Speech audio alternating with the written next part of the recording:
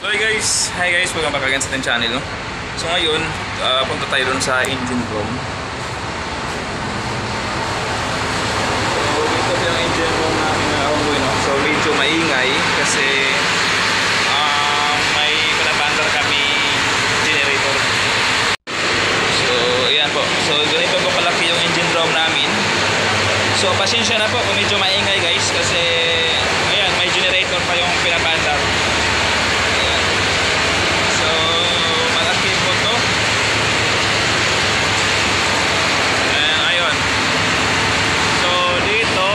Skylight dyan, lalabas po yung hangin dyan, makalalabas at saka makapasok sa loob.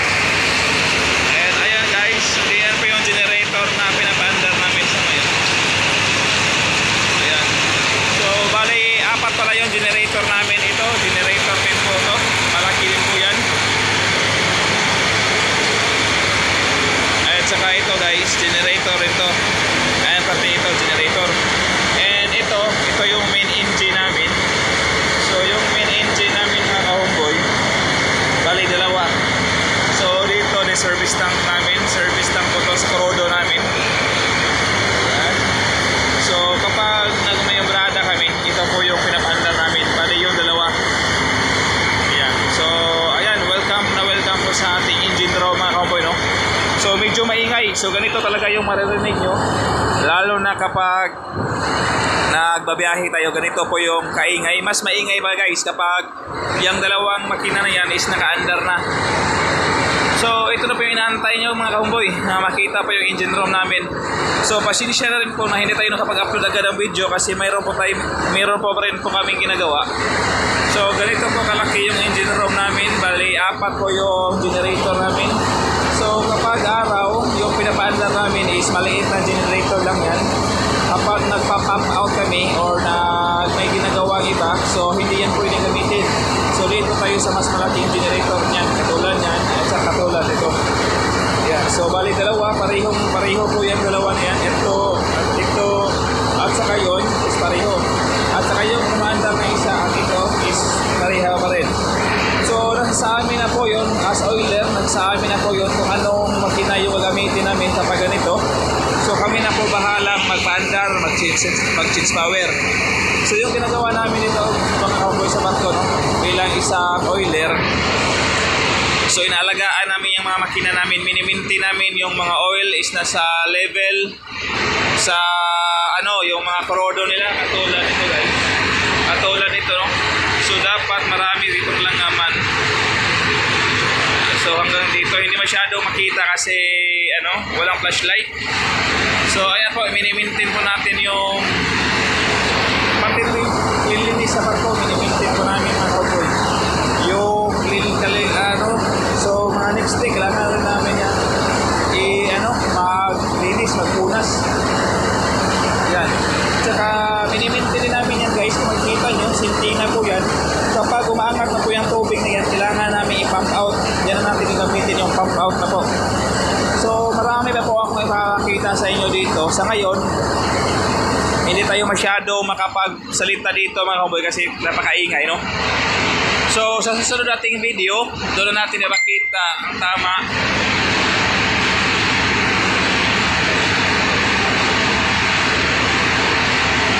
Guys, ayun. So ganito po yun. So bali yung namin, stairs, nandun na po yung taas. Meron tayong dalawang main engine. Ayan. So yung mga China lang po ito mga ka-homeboy, pero ayan, malakas na rin po yan. So ito, fresh water po yung nilagay namin dito. May lagayan dyan. So lagyan namin yung fresh water. Yung purpose nyan is cooling system po yan. Siya po yung magpalamig ng makina sa ilalim.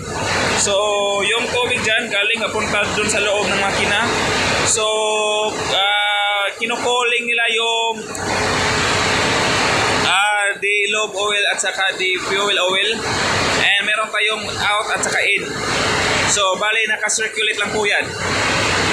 So ito na po yung inaasahan natin dito lang nung unang sampa ko doon kasi hindi pa yun umaandar. Tulad ngayon na may mga makina na talaga umaandar. Ayan, tulad yan. And dito mga ka-homeboy, ito po yung tinatawag naming panel board. So dito natin makikita yung mga voltahe. Ayan, voltahe, the hertz. Voltahe din, hertz. So yung voltahe niyan, makikita natin dito mga homeboy. So dapat naka 200 volts yan. Ayan, makikita natin. So ayan. So yung breaker is nandyan. Ito yung breaker. Dapat naka-on po yan. So next, mamaya kapag nag-change power, makikita ko sa inyo kung paano. So the transmission natin, kailangan din natin i-check every time yung oil level, fuel level, lahat ng pwedeng i-check guys, kailangan natin i-check para secured yung makina. So kapag sumasampak tayo ng barko, dapat talaga nakafocus tayo, no? Hindi tayo, dapat meron tayong presence of mind.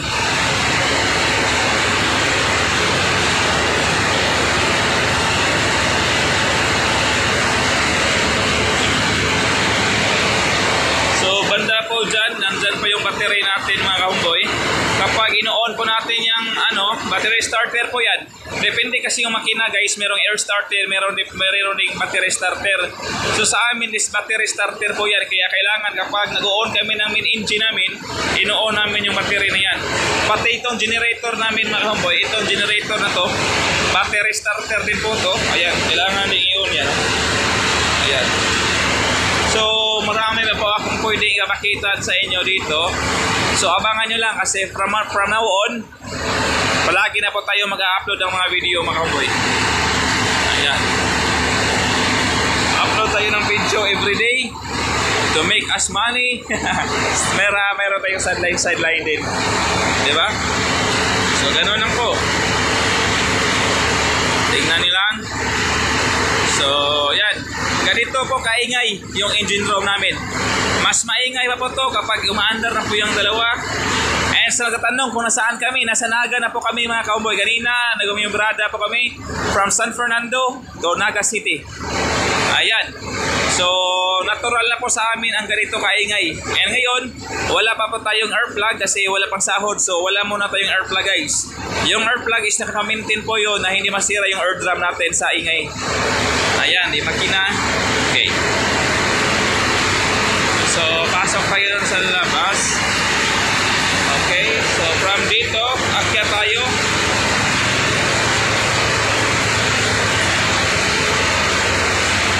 Akyat tayo from doon. Ayan.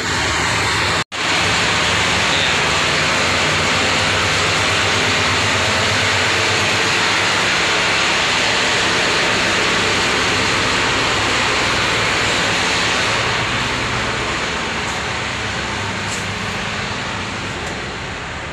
Ayan guys, and dito po kami naglalagay ng duyan.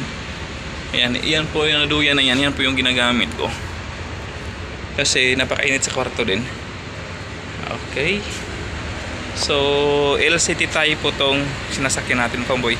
Yung mga sinampay na yan, sa akin po yan. Nilaban ko po yan mamaya, kanina pala. So, ayan, yung skylight namin. So, kanina, dyan tayo galing sa ilalim.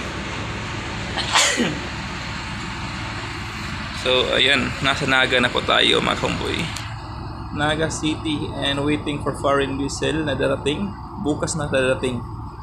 So simula na po yung bakbaka natin sa 26 siguro. Okay. So tignan niyo po yung view dito sa Naga guys. Ang ganda po dito ng kanilang mga bundok-bundok. And yung dagat na yun is kalmado lang. Oo.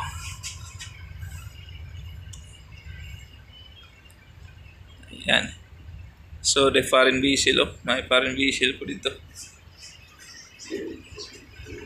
So yung namin, kagaminto, dyan namin dadalhin sa Kipco. Kipco po yan. Yan, Kipco. Ang daming tower guys, no? Kasi yung Kipco na yan, sila po yung nagsusupply ng kuryente dito sa south. So sila po yung nagbibigay ng ilaw di Kipco.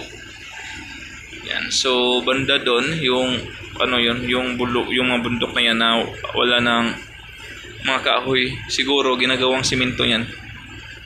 Ginagawa nilang simento yung gulong bundukin na yan. So ayan.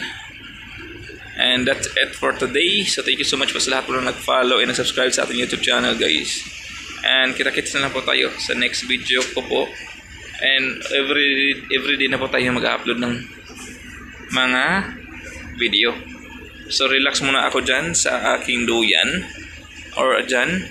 It's either kung saan dyan. Basta relax muna tayo guys. So thank you so much po and kita-kits na po tayo sa next video.